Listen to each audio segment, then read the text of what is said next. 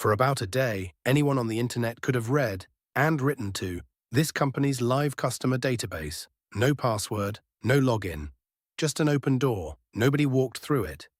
But here's the thing. We didn't find that out by luck. We found it because we'd already written down the day before exactly when we'd come back and lock it. This is the story of the rule that saved us from ourselves. Here's what actually happened, in order. Day one of this product, the team shipped the first real slice. A creators table, a content table, a working roster page, all live in production. To get that far in one day, they made a call. Instead of building the full login system first, they shipped with a temporary access policy. Anyone who found the API could read and write those two tables. No auth in front of it yet. That sounds reckless out of context. It wasn't improvised. It's in the actual migration file, and the policy has a name that gives the game away. Temp Open Access Slice 1. Not Open Access. Temp. Slice 1. Whoever wrote that name already knew there'd be a Slice 2, and that Slice 2's whole job was to delete it. The risk was accepted on paper, in writing, before it existed in production. So what was actually exposed? At that point in the build, a handful of test creator rows and no real client content, no video, no payment data, no personal information, because none of that existed yet. The honest risk wasn't a hacker steals customer secrets. It was narrower and still real. Someone could have found the endpoint and written garbage rows into a database that was about to go live for real people. This is the part I want to be straight about, because build-in public content is worthless if it only shows the wins. The team knew this window was open. It was a documented, deliberate trade. Ship fast, then close it before anything real depends on it. Not an accident discovered after the fact. Calling it an accident in the title is the honest hook. The honest story is that it was a choice, tracked from the start. The very next slice replaced it.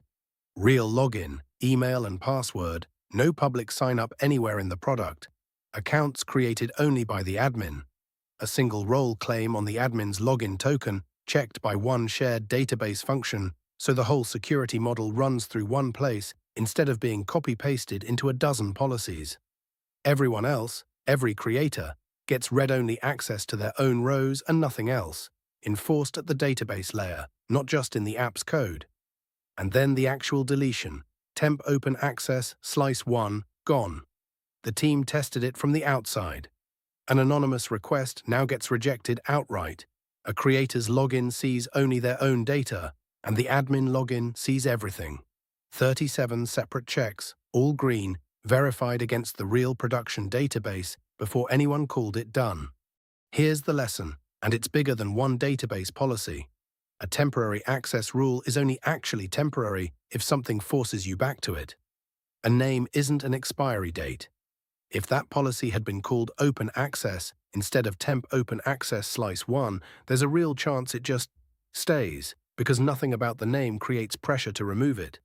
The naming was the tracking system, crude, but it worked because it made the debt visible every time anyone touched that file.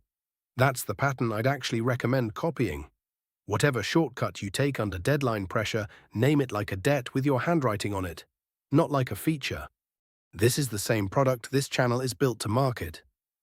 A system that clips live streams for creators automatically, running on the same real, occasionally a day late security discipline you just watched. If you build things fast and you want a second set of AI eyes checking the shortcuts you took, that's what we do for creator channels at creatorclips.xyz. Subscribe. Next time it's the bug that made our AI think it had already finished a job it hadn't even started.